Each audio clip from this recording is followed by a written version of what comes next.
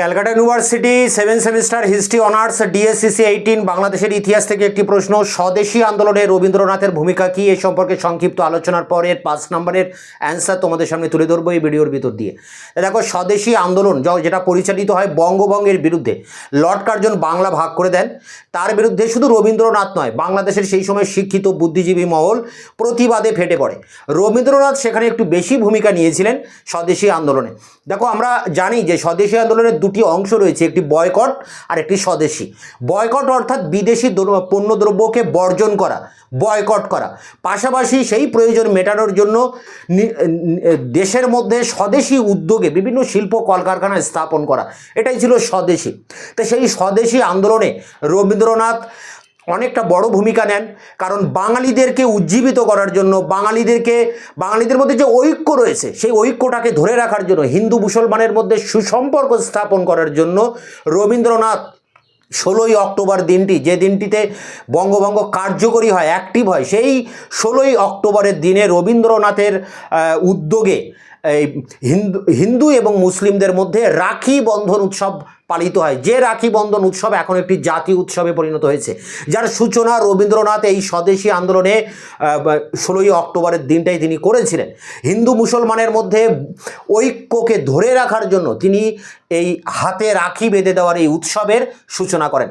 Lord Curzon Hindu মুসলমানের মধ্যে বিভেদ তৈরি করার জন্য বঙ্গভঙ্গ করেন, আর রবীন্দ্রনাথ ঠাকুর তার বিরুদ্ধে হিন্দু মুসলমানকে ঐক্যবদ্ধ রাখার জন্য এই রাখি বন্ধন উৎসব পালন করেন। এছাড়া ঠাকুরবাড়িতে রবীন্দ্রনাথের উদ্যোগে কিন্তু আরও অনেক কর্মসূচি অনুষ্ঠিত হয়, যেমন সরলা দেবী চৌধুরানী এখানে লক্ষ্মীর ভাণ্ডার তৈরি করে, মেয়েরা অরন্ধন ব্রত দিবস পালন করে, বিদেশি কাপড় বর্জন করে, মেয়েরা কাছের চুড়ি ব্যবহার করা বর্জন করে, মুচিরা বিদেশি জুতো পালিশ করা বর্জন করে, ধোপারা বিদেশি কাপড় কাচা বন্ধ করে, স্কুল কলেজের ছাত্ররা স্কুল বন্ধ করে, ডাক্তাররা সরকারি হাসপাতাল ছেড়ে দেয়, উকিলরা এখানে আদালত ত্যাগ করে। এরকম বিভিন্নভাবে এই সমস্ত কর্মসূচি পালিত হয়, যার একজন প্রধান নেতা ছিলেন কিন্তু এই রবীন্দ্রনাথ ঠাকুর।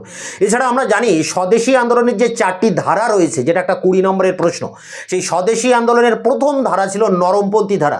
অর্থাৎ যখন বঙ্গভঙ্গ হয় তখন জাতীয় কংগ্রেসের নেতারা এবং বাংলাদেশের কংগ্রেসের নেতারা তারা নরমপন্থী নীতি নিয়ে কংগ্রেসের ব্রিটিশ সরকারের কাছে আবেদন নিবেদন নীতির মধ্য দিয়ে এই বঙ্গভঙ্গকে বানচাল করা বা বাতিল করার চেষ্টা করেন, কিন্তু এটা ব্যর্থ হয়। এই উদ্যোগ ব্যর্থ হয়, নরমপন্থী উদ্যোগ।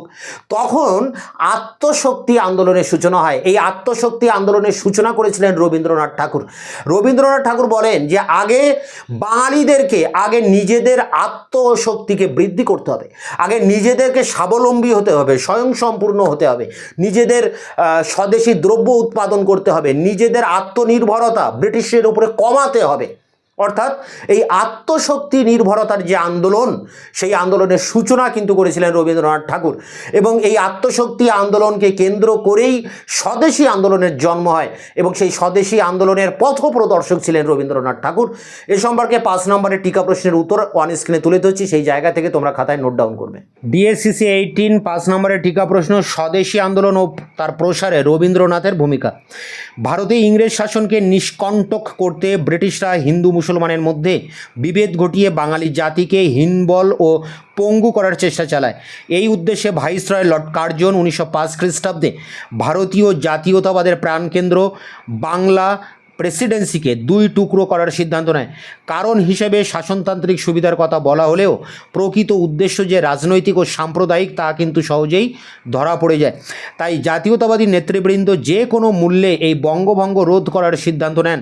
বঙ্গভঙ্গ বিরোধী আন্দোলনের অঙ্গরূপে স্বদেশী ও বয়কট আন্দোলন শুরু হলে রবীন্দ্রনাথ সেই আন্দোলনে স্বেচ্ছায় এগিয়ে আসেন।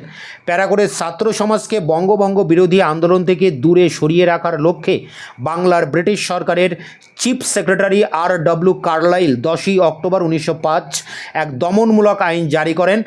এই কালা আইনের বিরোধিতার জন্য কলকাতার পটলডাঙ্গার চারুচন্দ্র মল্লিকের বাসগৃহে রবীন্দ্রনাথের সভাপতিত্বে এক সভা আয়োজিত হয়। এই সভা থেকে বিশ্ববিদ্যালয় স্তরের ছাত্রদের উদ্দেশ্যে কলকাতা বিশ্ববিদ্যালয়ের সঙ্গে সকল সম্পর্ক ছিন্ন করার নির্দেশ পাঠানো হয়।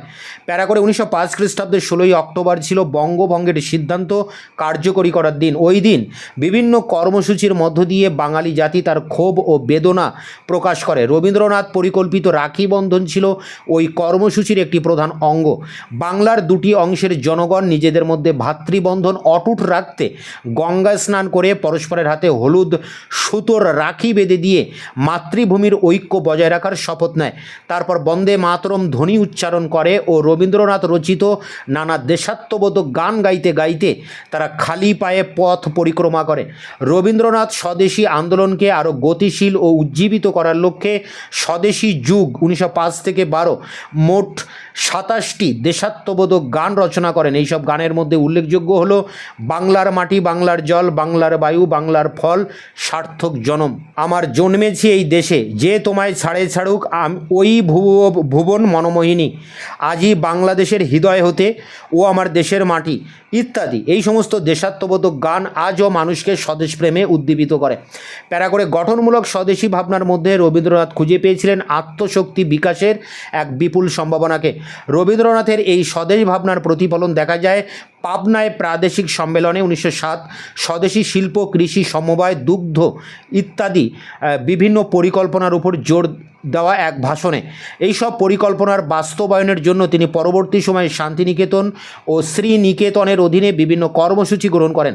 স্বদেশী আন্দোলনে রবীন্দ্রনাথের ভূমিকা অবিস্মরণীয় হয়ে আছে।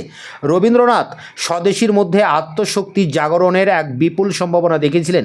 স্বদেশীর সুগভীর প্রভাব প্রসঙ্গে তাই রবীন্দ্রনাথ বলেছিলেন, এই আহ্বান দেশের শুভ বুদ্ধির সিংহ দ্বারে আঘাত করিয়াছিল বলিয়াই আজ ইহা এত দ্রুত সমাদর পাইয়াছে।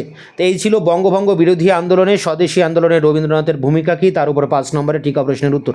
তোমাদের এই 18 নম্বর পেপারটির বেশিরভাগ টিকা প্রশ্নের উত্তর চ্যানেলে আপলোড করা আছে, ভিডিও ডেসক্রিপশন বক্সে তার লিঙ্ক দেওয়া আছে। দেখা হচ্ছে অন্য ভিডিওতে।